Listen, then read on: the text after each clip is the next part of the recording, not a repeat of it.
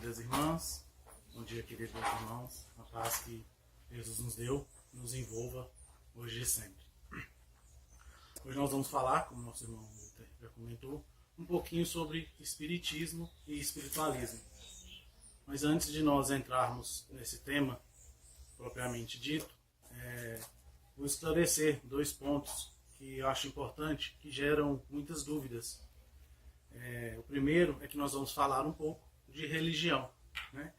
E religião por si só já é um assunto um pouco polêmico.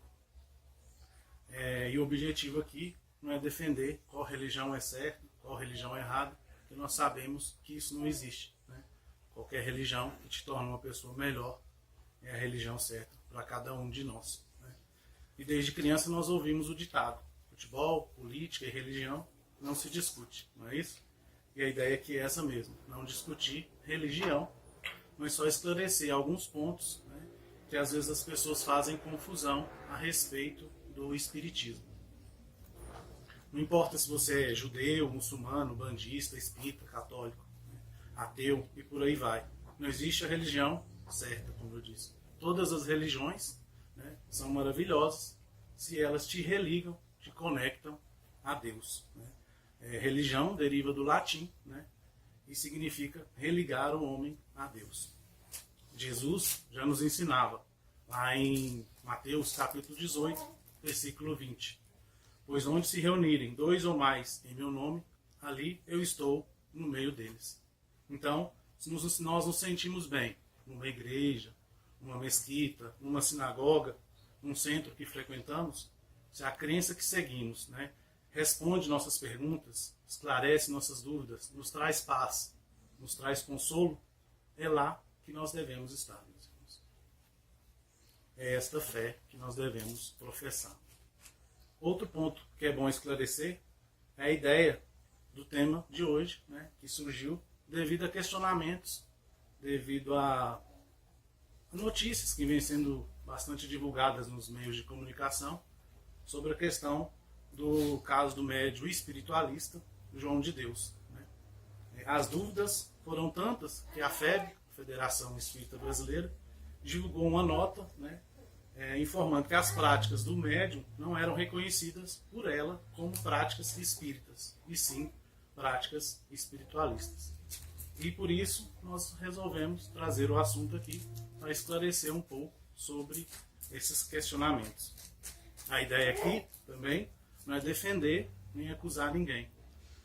Isso nós não vamos deixar para a justiça de Deus, né? Para a justiça dos homens e para a justiça de Deus, que é a mais certa de todas. Nem julgado ele foi ainda, né? E a Constituição brasileira, no seu artigo 5º, no inciso 57, nos diz: ninguém será considerado culpado até o trânsito em julgado de sentença penal condenatória. Ao invés de a gente acusar, né, tomar partido de um ou de outro lado, debater o assunto, o melhor que nós podemos fazer nessa situação é fazermos muita prece para todos os nossos irmãos que estão envolvidos nesta situação, sofrendo com tudo isso. Leandro Carnal, no livro Pecar e Perdoar, e é uma frase que eu gosto bastante dele, nos diz: perdoar é igualar-se e considerar que, se um errou, pertence à minha espécie. O fato de eu não cometer aquele erro em particular apenas torna o erro alheio distinto dos meus. Não me torna melhor do que ele. Um ateu, né, Leandro Carnal é um ateu, com essa visão. E nós, espíritas, qual a visão que nós temos? Nós que já erramos nessa encarnação e em quantas outras várias encarnações passadas que nós já tivemos. Não cabe a nós julgarmos. Lá em João capítulo 8, versículo 3 a 11, é uma passagem bíblica que eu gosto bastante, do Evangelho do Cristo. Todas as passagens do Cristo são lindas, né? Mas tem algumas que a gente se identifica mais. E essa é uma delas que eu me identifico bastante. Jesus já nos ensinava. Então os escribas e fariseus trouxeram-lhe uma mulher apanhada em adultério. E pondo-a no meio, disseram-lhe: mestre, esta mulher foi apanhada em adultério. Moisés nos ordena na lei que tais sejam apedrejadas. Tu, pois, que dizeis? Isto diziam eles, tentando para o acusar. Jesus, porém, inclinando-se, começou a escrever no chão com o dedo. Mas, como insistissem em perguntar-lhe, ergueu-se e disse-lhes: aquele dentre vós que está sem pecado, seja o primeiro que lhe atirem uma pedra. E tornando a inclinar-se, escrevia na terra. Quando ouviram isto, foram saindo um, a começar pelos mais velhos. Então, erguendo-se Jesus, e não vendo a ninguém, senão a mulher, perguntou-lhe: mulher, onde estão teus acusadores? Ninguém te ordenou? Respondeu ela: ninguém, Senhor. E disse-lhe Jesus: nem eu te condeno. Vai-te e não peques mais. Eu não conheço o João de Deus. Eu nunca fui na casa do Inácio de Loyola em Abadiânia. E como nessa passagem do Evangelho, sou o primeiro a virar as costas e ir embora. E não julgar. Porque como tem muitos pecados ainda para expiar, eu não tenho o direito de julgar ninguém. Bom, esclarecido isso, nós vamos na ter agora ao tema. Né? É até meio-dia a palestra, né, irmão? Espiritismo e o espiritualismo, ou espiritismo e espiritualismo. Lendo rápido, podemos até pensar que as duas palavras são sinônimas. Possuem mesmo radical, né? Mas isso não procede. Sou espírita ou espiritualista? Creio no espiritismo ou no espiritualismo? E o irmão Wilton já adiantou aqui no começo, que Kardec, já no primeiro capítulo do livro O que é o Espiritismo, já nos esclarece um pouco sobre isso, dizendo: todo espírita é necessariamente espiritualista, mas nem todos os espiritualistas são espíritas. Então, os seguidores do espiritismo são espíritas e espiritualistas. O que é o Espiritismo é um livro muito esclarecedor de Kardec, de fácil leitura, compacto. Fala-se muito no Pentateuco kardeciano, né? Os 5 livros da codificação espírita: Livro dos Espíritos, Livro dos Médios, Evangelho segundo o Espiritismo, Céu e Inferno e a Gênese. Até mesmo em alusão ao Pentateuco mosaico, né? Que são os 5 primeiros livros da Bíblia do Novo Testamento: a Gênese, o Êxodo, o Levítico, os Números e o Deuteronômio. Mas a leitura do que é o Espiritismo esclarece muita coisa sobre a doutrina espírita.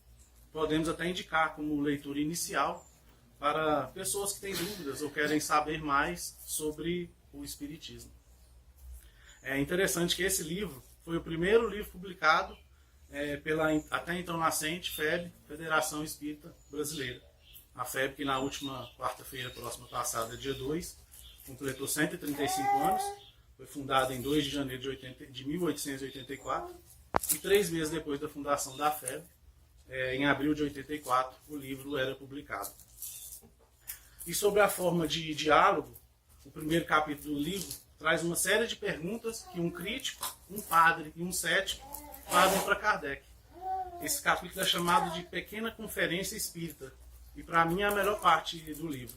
Kardec, com sua inteligência e com o aprendizado junto à pestalose, é brilhante em todas as respostas. Às vezes ele até é irônico, ele se irrita um pouco.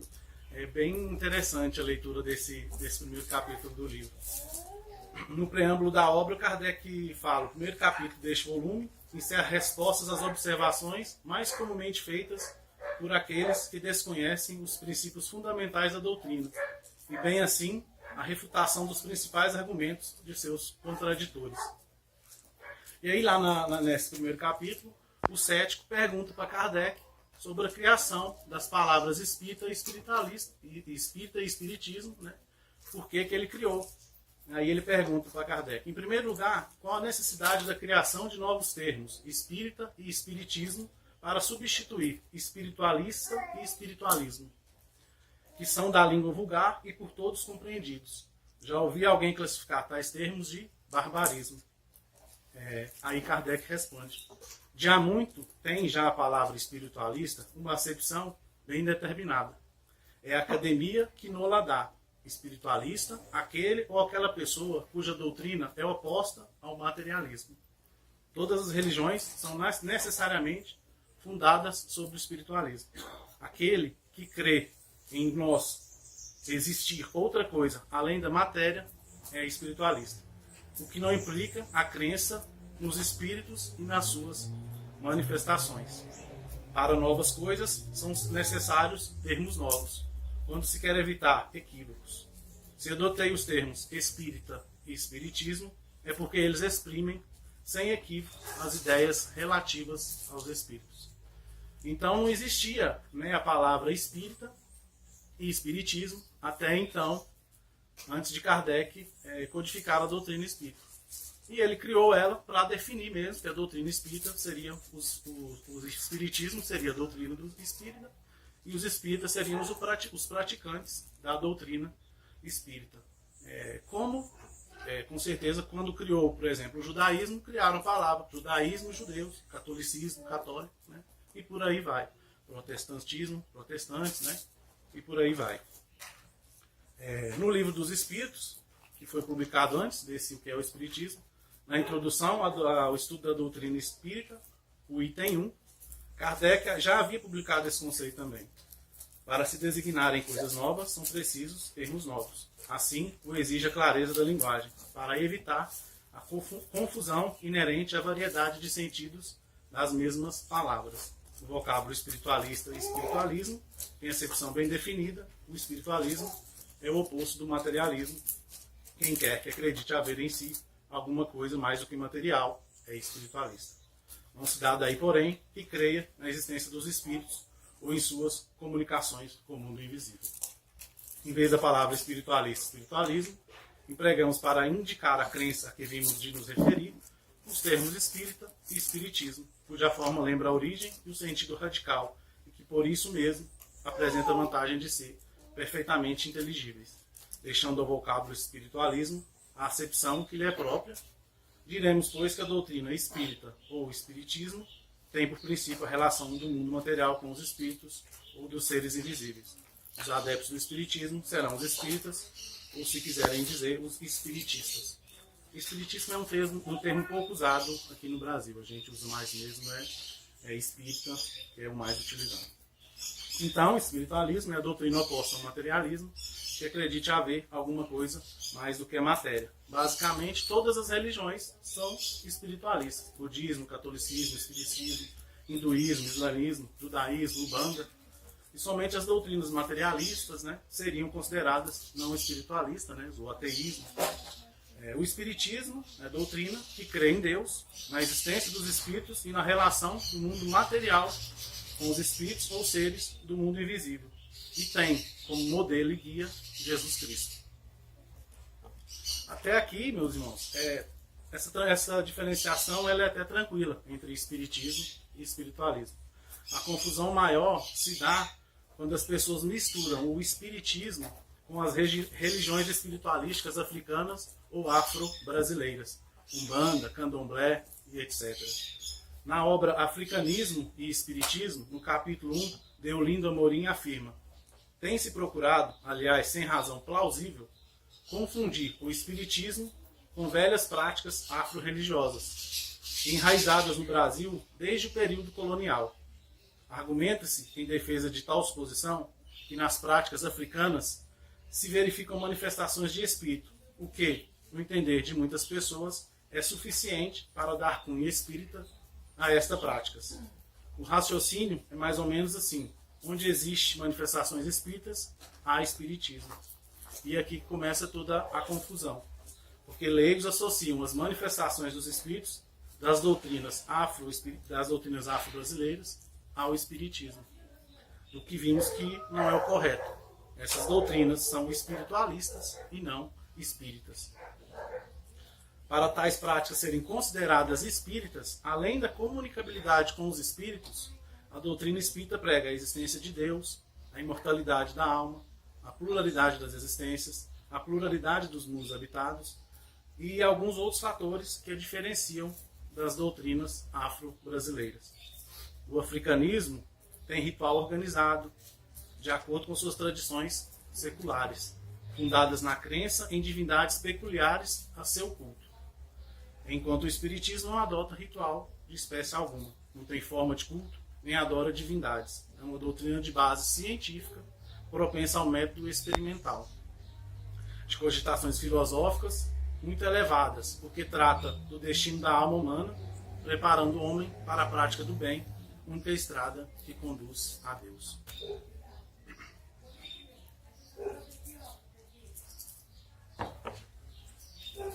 No capítulo 2 da obra Africanismo e Espiritismo, de Deolinda Amorim, ele afirma ainda que Espiritismo não se identifica nem se confunde com o africanismo. A prática deste último obedece a prescrições ritualísticas, enquanto a prática espírita dispensa e rejeita qualquer fórmula sacramental, qualquer objeto de culto. O Espiritismo encontrou no Brasil a preponderância desse africanismo, do catolicismo, e daí muita gente que desconhece o assunto, que não sabe o que é espiritismo, dizer que espiritismo, umbandismo, candomblé ou qualquer outra forma de africanismo são sinônimos. Isso é um equívoco, precisa ser desfeito. O bandismo, o candomblé não constitui modalidade do espiritismo, mas sim do espiritualismo afro-brasileiro. No livro O Espiritismo e as Doutrinas Espiritualistas, capítulo 3, Deolinda Amorim acrescenta: apesar do aspecto comum, o caráter espiritualista, a Umbanda não se configura no corpo da doutrina espírita, nem o Espiritismo se conforma à organização religiosa da Umbanda. A parte o fenômeno, que é o ponto pacífico, devemos considerar os dois movimentos em seus campos adequados, sem confusão nem rivalidade. Umbanda deve ser compreendido como Umbanda e Espiritismo deve ser compreendido como Espiritismo. A propósito, cabe esclarecer que não existe espiritismo de mesa alta, alto espiritismo, espiritismo baixo espiritismo, espiritismo de mesa branca e outras expressões similares que a gente ouve por aí, né, em alguns lugares. Também a expressão kardecismo não corresponde à realidade, pois a doutrina não é de Kardec. Allan Kardec organizou e codificou a doutrina espírita, que lhe foi passada pelos espíritos encarregados de concretizar entre nós o Consolador prometido por Jesus, né? O Espiritismo é o Consolador prometido por Jesus, é a terceira revelação, né? A primeira revelação veio com Moisés, nos tirando lá da crença em vários deuses e trazendo para o monoteísmo, né? A crença em um Deus único. A segunda revelação veio com Jesus, né? Trazendo o Evangelho do amor, né? Se te bater na cara, você dá a outra face para ser batida, perdão acima de tudo, né? E o Espiritismo, a terceira grande revelação, o Consolador prometido por Jesus, né, que veio relembrar, né, esses ensinamentos de Jesus que estavam esquecidos e que agora a gente tem, né, no Espiritismo, podemos aprender com eles novamente. E aí voltamos à obra que é Espiritismo, onde o cético pergunta a Kardec, muito humildemente, e ele muito humildemente responde que a doutrina não é dele. O senhor tinha razão de dizer que das mesas giratórias e falantes saiu uma doutrina filosófica. E longe estava eu de suspeitar as consequências que surgiram de um fato encarado como simples objeto de curiosidade. Agora vejo quanto é vasto o campo aberto pelo vosso sistema. O Espiritismo começou, né, com essa questão das mesas girantes. Começaram os estudos a partir dessas mesas girantes, e por isso que ele pergunta aqui, fala aqui das mesas girantes. E aí Kardec muito humildemente responde: nisso vos contesto, caro senhor. Dais-me subida honra atribuindo-me esse sistema, quando ele não me pertence. Ele foi totalmente deduzido dos ensinos dos espíritos. Eu vi, observei, coordenei e procuro fazer compreender aos outros aquilo que compreendo. Essa é a parte que me cabe. Entre o Espiritismo e outros sistemas filosóficos, essa diferença capital, que esses são todas obras de homens, mais ou menos esclarecidos, ao passo que naquela que me atribuis, eu não tenho o mérito da invenção de um só princípio. Diz-se a filosofia de Platão, de Descartes, de Leibniz, nunca se poderia dizer a doutrina de Allan Kardec. E isso, felizmente, pois que valor pode ter um nome em assunto de tamanha gravidade? O Espiritismo tem auxiliares de maior preponderância, ao lado dos quais somos simples átomos. Kardec, né, com humildade de sempre, nos colocando como simples átomos em relação ao mundo espiritual, o que com certeza é muito forte, né, e muito bonito. E aproveitando essa humildade de Kardec, vamos falar um pouco sobre os falsos profetas, os charlatões. Em Mateus capítulo 7, versículo 15 a 20, Jesus já nos ensinava: cuidado com os falsos profetas. Eles vêm a vocês vestidos de peles de ovelhas, mas por dentro são lobos devoradores. Vocês os reconhecerão por seus frutos. Pode alguém colher uvas de um espinheiro ou figos de ervas daninhas? Semelhante, toda árvore boa dá frutos bons, mas a árvore ruim dá frutos ruins. A árvore boa não pode dar frutos ruins, nem a árvore ruim pode dar frutos bons. Toda árvore que não produz bons frutos é cortada e lançada ao fogo. Assim, pelos frutos, vocês reconhecerão a árvore. E desde muito tempo essa ideia de falsos profetas, né, falsos charlatões, falsos médicos, falsos religiosos, já existe, pessoal. E novamente no livro que é o Espiritismo, capítulo 2, Noções Elementares do Espiritismo, Kardec nos diz no item 91. Os que não conhecem o Espiritismo são geralmente induzidos a suspeitar da boa fé dos médiuns. Só o estudo e a experiência lhes poderão fornecer os meios de certificarem da realidade dos fatos. Fora disso, a melhor garantia que podem ter está no desinteresse absoluto e na probabilidade do médium. Há pessoas que, por sua posição e caráter, estão acima de qualquer suspeita. O Livro dos Médiuns, na segunda parte, no capítulo 28, no item 304, fala também sobre médiuns interesseiros. Como tudo pode tornar-se objeto de exploração, nada de surpreendente haveria que também quisessem explorar os espíritos. Resta saber como receberiam eles a coisa, dado que tal especulação viesse a ser tentada. Diremos desde logo que nada se prestaria melhor ao charlatanismo e à trapaça do que o semelhante ofício de médium. Muitos mais numerosos do que os falsos sonâmbulos, que já se conhecem, seriam os falsos médiuns. E este simples fato constituiria fundado motivo de desconfiança. O desinteresse, ao contrário, é a mais peremptória resposta que se pode dar aos que nos fenômenos só veem trampolices. Não há charlatanismo desinteressado. E para finalizar essa parte, Jesus, em Mateus, capítulo 10, versículo 1, nos traz mais um ensinamento. Tendo chamado os 12 discípulos, deu-lhe Jesus autoridade sobre espíritos imundos, para os expelir e para curar toda a sorte de doenças e enfermidades.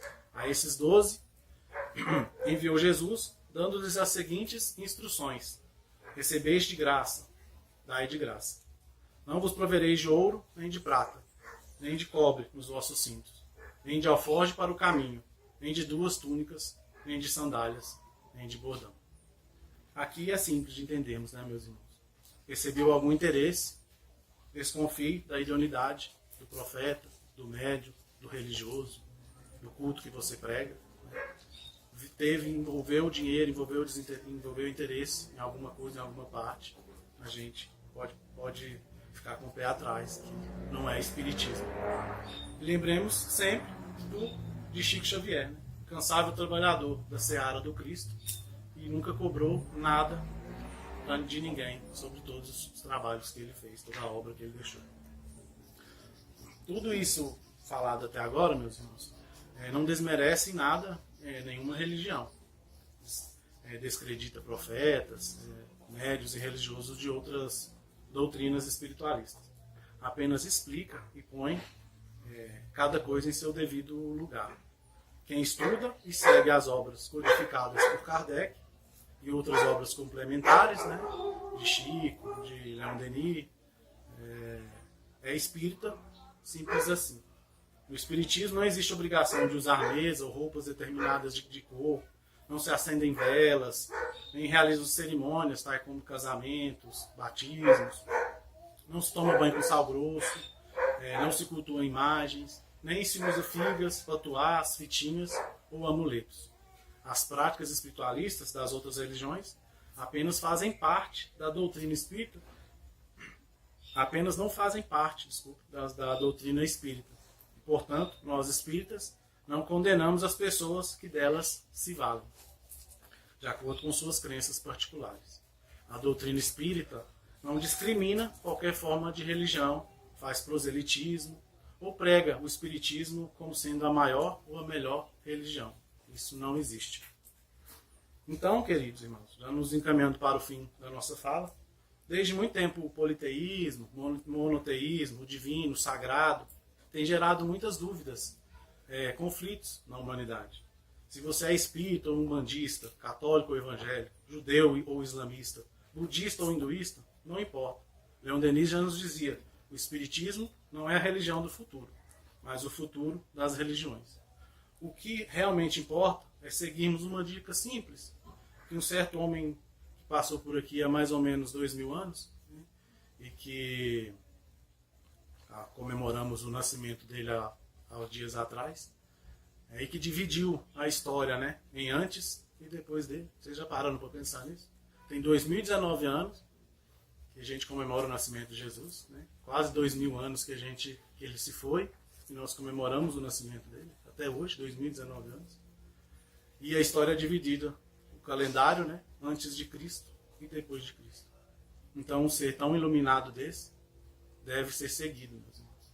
E ele nos dá um conselho bem simples, lá em Mateus capítulo 22, versículo 34, 40. Mas os fariseus, quando viram que Jesus tinha feito calar a boca aos saduceus, se juntaram em conselho. E um deles, que era doutor da lei, tentando-o, perguntou-lhe: Mestre, qual é o maior mandamento da lei? Jesus lhes disse: Amarás o Senhor teu Deus de todo o coração, e de toda a tua alma, e de todo o teu entendimento. Este é o maior e primeiro mandamento. O segundo é semelhante a este: amarás ao teu próximo como a ti mesmo.